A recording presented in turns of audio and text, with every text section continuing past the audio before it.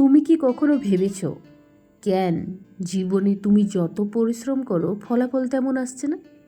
কেন অন্যরা এগিয়ে যাচ্ছে আর তুমি দাঁড়িয়ে আছো একই জায়গায়?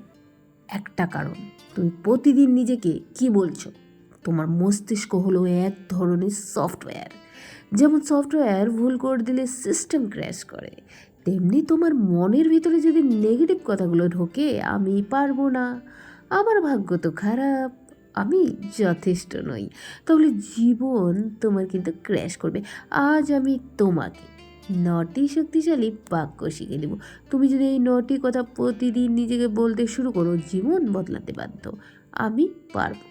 তুমি যতবার এই বাক্য বলবে, ততবার তোমার মস্তিষ্ক পথ খুঁজবে। সফল আর ব্যর্থ মানুষের পার্থক্য কী? সফল মানুষ শুরু করার আগে ভাবে আমি পারবো, ব্যর্থ মানুষ শুরু করার আগেই ভাবে হয়তো পারবো না। টমাস এডিসন 1000বার ব্যর্থ হয়েছে, তবুও বলতেন আমি পারবো। একজন ছাত্র পরীক্ষায় ফেল করেছে, কিন্তু প্রতিদিন আয়নার সামনে এই বাক্য বলেছে, পরের বছর সে সফল। প্রতিদিন সকালে 5 মিনিট আয়নার সামনে দাঁড়িয়ে বলবে আমি পারবো। 1 সপ্তাহ লিখে রাখবে কোনো কাজটা করতে ভয় পাচ্ছ আর সেটি করো। আমি যথেষ্ট। অন্যের সাথে তুলনা বন্ধ করো। তুমি যেমন আছো তাতেই যথেষ্ট। হয়তো তুমি গরিব পরিবারে জন্মেছো, হয়তো উচ্চতা কম, হয়তো চেহারা সিনেমা হিরোর মতো নয়, তবুও তুমি যথেষ্ট। সোশ্যাল মিডিয়া কীভাবে আমাদের চেনে, বা সোশ্যাল মিডিয়া কীভাবে আমাদের মনে করে আমরা যথেষ্ট নই? নিজেকে মেনে নেওয়ার শক্তি কোথা থেকে আসে?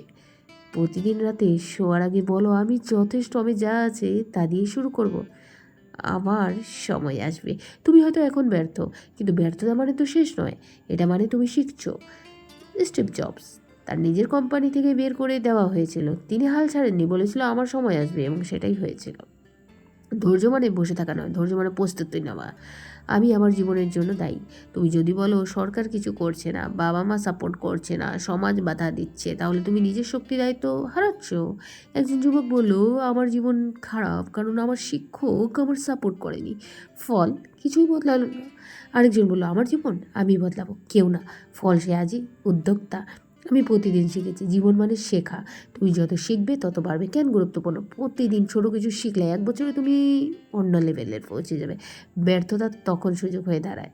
আমি ভয়কে জিতব। ভয় সবসময় থাকবে, কিন্তু ভয় মানে থামা নয়, ভয় মানে তুমি বড় কিছু করতে যাচ্ছ। ভয়ের তালিকা লিখে ফেলো। সবচেয়ে ছোট ভয় বা সব থেকে ছোটো ভয়টা জয় করো। আমার অতীত আমার ভবিষ্যৎ ঠিক করে না। তুমি হয়তো 10বার ফেল করছো, কিন্তু সেই ব্যর্থতা আগামীকাল তোমাকে আটকাবে না, যদি তুমি আজ পরিবর্তন করো।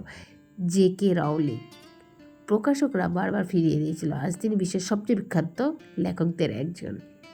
তুমি যতদিন প্রতিদিন কৃতজ্ঞতা প্রকাশ করো, তোমার জীবনে ইতিবাচক শক্তি বহুগুণ বাড়বে। প্রতিদিন 3টি জিনিস লেখো যেগুলোর জন্য তুমি কৃতজ্ঞ। নেতিবাচক কথোপকথন বদলে ধন্যবাদ দেওয়া শুরু করো। আমার জীবনের উদ্দেশ্য আছে। উদ্দেশ্যহীন জীবন মানে নৌকা ছাড়া সাগরে ভাষা। প্রশ্ন করো আমি আসলে কেন বেঁচে আছি, আমি কী করতে চাই যা আমার মৃত্যুর পর মানুষের উপকারে আসবে। এই 9টি কথা শুধু বাক্য নয়, এগুলি হলো তোমার জীবনের নতুন নকশা। আজ থেকে তুমি যদি এই কথাগুলো নিজেকে বলো, লিখে রাখো, মেনে চলো, তাহলে একদিন তুমি নিজেকে নতুন রূপে দেখতে বাধ্য। মনে রাখবে পরিবর্তন একদিনে হয় না, কিন্তু একদিনে শুরু হয়, আর আজ সেই দিন। বন্ধুরা, আমার ভিডিওটি যদি তোমাদের ভালো লাগে একটি লাইক করতে ভুলো না, আর পাশে থাকা নোটিফিকেশন বেলটিকে অবশ্যই অন করো, তাহলে কালকে আমি কী ভিডিও দিচ্ছি তোমরা সেটা জানতে পারবে। আর কমেন্ট সেকশনে অবশ্যই কমেন্টস করবে কাল তোমরা কী ধরনের ভিডিও চাও। ভালো লাগলে লাইক কমেন্ট সাবস্ক্রাইব করে দাও আর মানুষের মধ্যে ছড়িয়ে দাও। ধন্যবাদ।